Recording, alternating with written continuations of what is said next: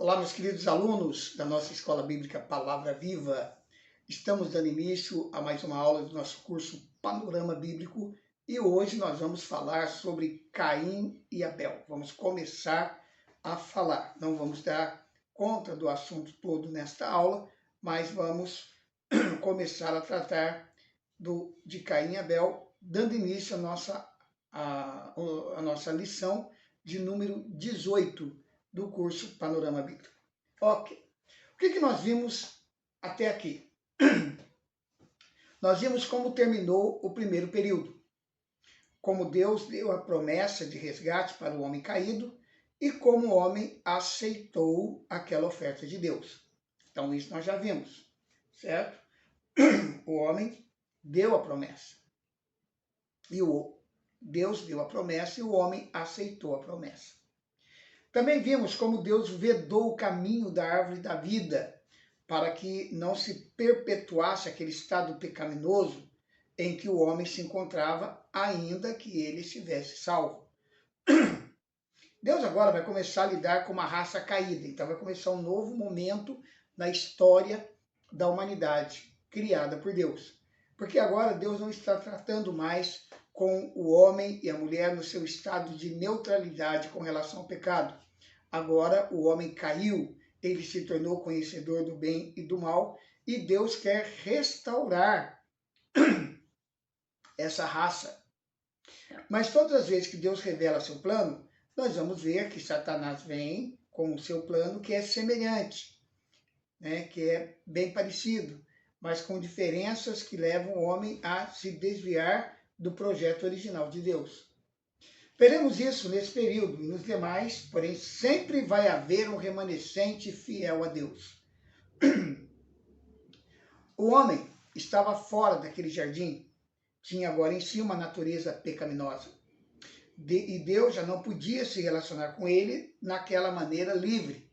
Como Deus vinha na viração do dia, conversava com Adão, falava com ele, agora não existe mais esse relacionamento. Acabou. Deus não pode mais se relacionar com o homem porque há uma barreira separatória. E essa barreira é o pecado. Então, por causa do pecado, agora o homem, para se relacionar com Deus, tinha que envolver sangue nesse relacionamento, nesse contato com Deus. Então, tem que haver sangue entre o homem e Deus, mostrando com isso que uma vida foi dada pelo pecado. Então, há uma exigência agora para se reatar esse relacionamento. Logo no início, Deus começa a mostrar que uma vida teria que ser dada no lugar da vida do homem. Isso já começa lá no início. Os sacrifícios daqueles primeiros animais, cujas peles serviram, né, para que o homem e a sua mulher estivessem vestidos, cobertos diante de Deus, já estava apontando para o Cordeiro de Deus que tira o pecado do mundo, ou seja, para o Senhor Jesus Cristo. Os sacrifícios de animais até a vinda de Jesus serviam como prova concreta de que o homem cria na provisão de Deus para ser salvo. O homem colocava a mão sobre o animal e declarava o seu pecado. E passava, aí o seu pecado passava para aquele animal e o animal morria em seu lugar. Isso só era possível pela fé, queridos. Só pela fé. Né? Tinha que haver uma ação de fé ao fazer aquele ato. Porque como você explicar isso? O simples fato de se matar um animal e derramar o sangue, necessariamente não significa nada. Mas este ato representava uma realidade espiritual. E então, o homem reconhecia que seu pecado era tamanho que ele era merecedor da morte. Então, um outro ser morria no lugar dele. O sangue era derramado e o pecado era expiado. O homem, nesse segundo período, foi deixado para ser guiado pela sua consciência. O que é a consciência? É o conhecimento do bem e do mal. O homem agora vai ser conduzido por esse conhecimento que ele adquiriu. O homem não se tornou conhecedor do bem e do mal, ainda que pela porta da experiência. Ele se tornou conhecedor do bem e do mal. Agora, é esse conhecimento que vai conduzi-lo nas suas ações, nas suas atitudes, nas suas decisões.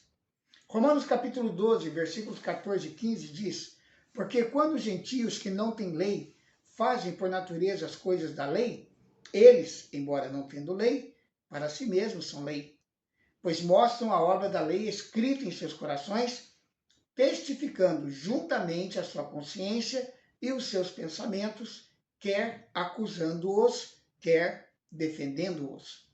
A lei de Deus está no coração do homem e é testificada pela sua consciência. A consciência somente indica o bem e o mal. Ela diz, não faça isso que é errado. Não há poder na consciência para que eu faça o bem ou evite de fazer o mal. Ela somente indica. Ela acende uma luz, né? Aquela luzinha vermelha. Ou então ela vai acender uma luz verde, dizendo, não, pode fazer. Então a consciência, ela apenas indica que algo está certo ou está errado, mas ela não me dá condições, não me dá nenhum poder de deixar de fazer o bem ou de não fazer o mal. Quando a consciência é guiada pela carne, é aquele elástico, né, que nós já estudamos antes. Ela vai longe e aceita tudo. Nessa época que nós vamos iniciar agora, não haviam leis nem governo. O homem foi deixado para ser guiado pela sua própria consciência. Quando Adão e Eva saíram do jardim, começou o desenvolvimento da raça humana. Começaram a ter filhos e seus filhos também começaram a ter filhos. Aqui começou o desenvolvimento da raça em termos de crescimento. Veremos a Bíblia citando alguns filhos diretos deles. Nem todos. Somente aqueles para efeito de genealogia ou com informações ligadas ao plano de Deus ou até mesmo de Satanás. Os filhos de Adão e Eva casaram-se entre si. Era a única maneira da raça crescer. Então, muitas pessoas questionam esse fato, mas a Bíblia não nos dá maiores explicações a respeito disso. A grande verdade é que se houve crescimento da raça humana, basicamente foi relações sexuais entre irmãos, porque todos eram filhos de Adão e Eva. No futuro nós veremos que o casamento entre os irmãos foi proibido. E até hoje é proibido o casamento entre irmãos.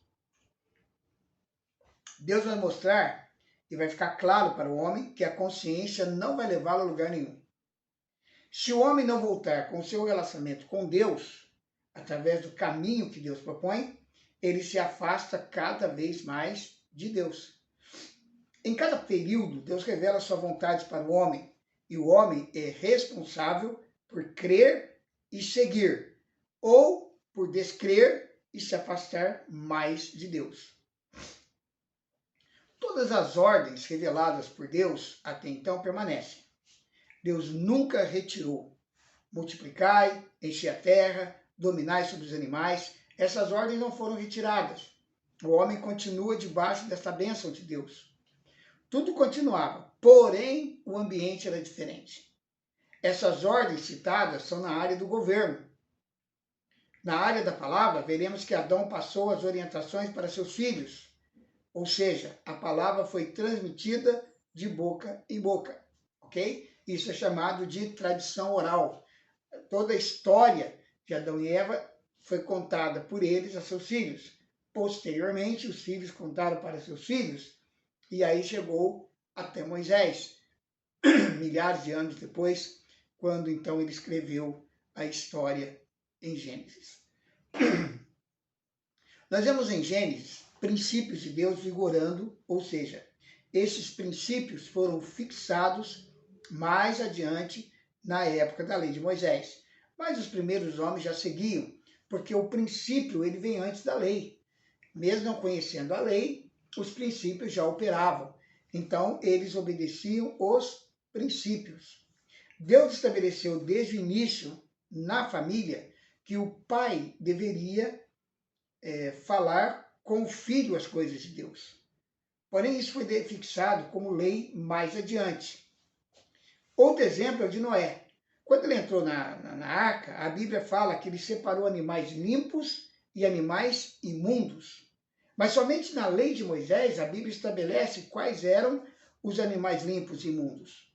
Ou seja, os princípios de Deus, desde o início, já eram transmitidos, revelados por Deus para o homem, e o homem transmitia esses princípios a seus filhos.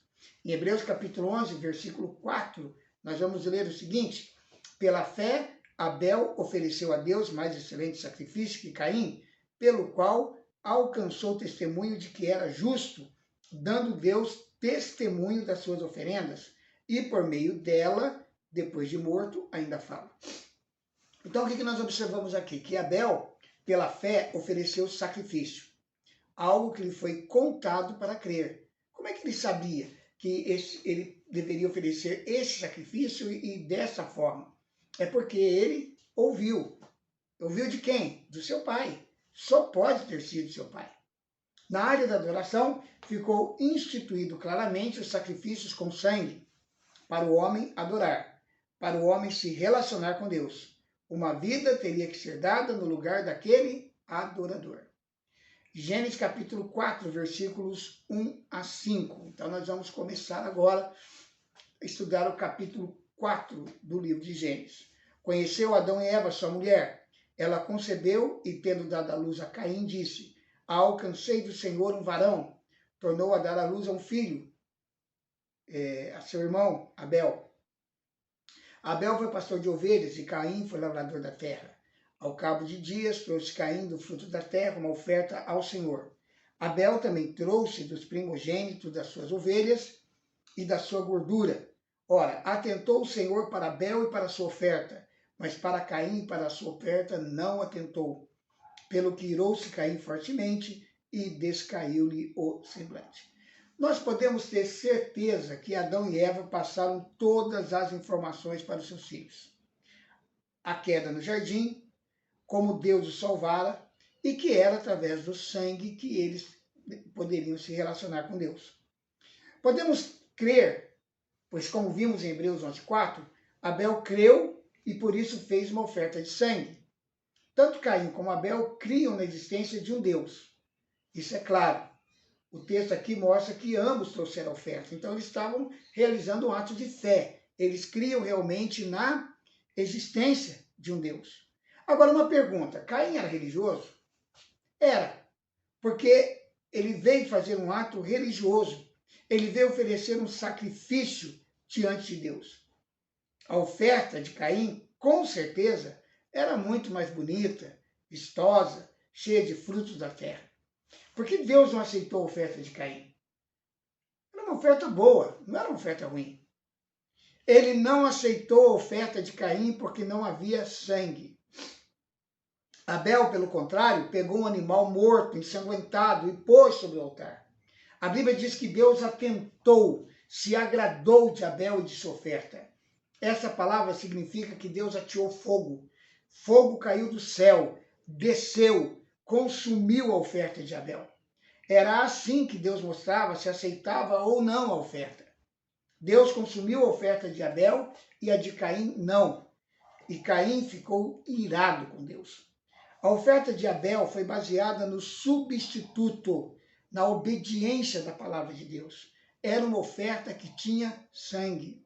A de Caim foi rejeitada, pois era uma oferta obra das suas mãos, em total desobediência. A falta de sangue naquele altar estava dizendo para Deus: eu não sou tão ruim assim, eu não preciso de alguém que morra no meu lugar. Na época da lei, a oferta de Caim existia. Sabia? Na época da lei, lá no deserto, existia essa oferta. Era uma oferta de manjares, oferecida além do sacrifício. A oferta de manjares ia sobre o sacrifício de sangue. Assim, Deus aceitava a oferta. Caim podia ter oferecido a Deus as primícias da terra, porque ele era lavrador, era natural que ele trouxesse as ofertas da sua produção agrícola. Mas essa oferta teria que ir sobre um sacrifício de sangue. porque Deus havia deixado muito claro que ele não poderia relacionar com o homem pecador, destinado à morte como pena pelo pecado, sem a morte de um substituto inocente. Quando alguém morria no lugar do homem, Deus ficava livre para aceitar aquela oferta, pois o homem estava aceitando o fato de ser pecador e de que era merecedor da morte. Caim não creu na palavra de Deus, não obedeceu. Ele era rebelde a Deus e escolheu outro caminho que a Bíblia chama de o caminho de Caim. Nós já vamos ver isso em Judas, capítulo 8, versículo 11. Contudo, semelhantemente, também esses falsos mestres, sonhando, contaminam a sua carne, rejeitam toda autoridade e blasfemam das dignidades. Mas quando o arcanjo Miguel, discutindo com o diabo, disputava a respeito do corpo de Moisés, não ousou pronunciar contra ele juízo de maldição, mas disse: o Senhor te repreenda. Estes, porém, blasfemam de tudo que não entendem, e naquilo que compreendem de modo natural, como os seres irracionais, mesmo nisso se corrompem. Ai deles, porque foram pelo caminho de Caim e por amor do lucro se atiraram ao erro de Balaão e pereceram na rebelião de Coré. Então ele decidiu por si mesmo que poderia se relacionar com Deus sem que houvesse sangue, sem resolver o problema do pecado. Concluiu que Deus tinha que aceitá-lo e não é diferente de muita gente hoje. Muitos querem chegar a Deus, querem o favor de Deus, querem que Deus cure, que Deus faça isso, aquilo, sem passar pela cruz de Jesus Cristo, sem que haja uma identificação com a morte de Cristo, sem crer e declarar com a sua boca que recebe Jesus como seu Salvador. E nisto, o homem estaria reconhecendo que ele tem que morrer e que Jesus morreu em seu lugar. Esse é o caminho de Caim, quando essa atitude de fé no sacrifício de Cristo não é tomada, quando não há uma expressão de conversão e nós queremos simplesmente que Deus nos abençoe. O caminho de Caim é o caminho do homem religioso, que quer se relacionar com Deus através do esforço humano, independente de Deus. O homem se esforça, faz alguma coisa, diz que faz o máximo para ser útil à sociedade, para não mentir, para não adulterar, para ajudar o próximo. E Deus tem que pôr tudo numa balança e tem que aceitá-lo. Há uma religiosidade, atos religiosos externos, mas não tem a cruz de Cristo. Então, este é o caminho de Caim. E nós não podemos trilhar por esse caminho. Então, religiões inteiras se baseiam no caminho de Caim. Falam de Jesus, da Bíblia, de Deus, mas se formos a fundo em suas doutrinas, o sangue de Jesus não está lá. Eles estão seguindo um outro evangelho. Portanto, tome cuidado para que você também não seja vítima deste falso evangelho. Vamos parar por aqui hoje. Vamos continuar falando sobre a questão desse caminho de Caim, como que Caim reconhecia a existência de Deus, mas não cria na sua palavra e não quis obedecer à palavra de Deus. Continuamos neste assunto na nossa próxima aula, ok? Eu quero abençoar a sua vida neste momento, quero declarar pelo poder do nome de Jesus que você, meu querido aluno, minha querida aluna, estão debaixo da bênção de Deus. Que Deus abençoe a sua casa, sua família, seu trabalho, seus negócios e seu ministério. Que a bênção do Senhor seja abundante sobre a sua vida neste dia. Se você está precisando de cura, de libertação, está precisando de uma resposta de Deus, busque, porque Deus há de responder, porque Ele te ama. Mas nunca se esqueça, não vá pelo caminho de Caim.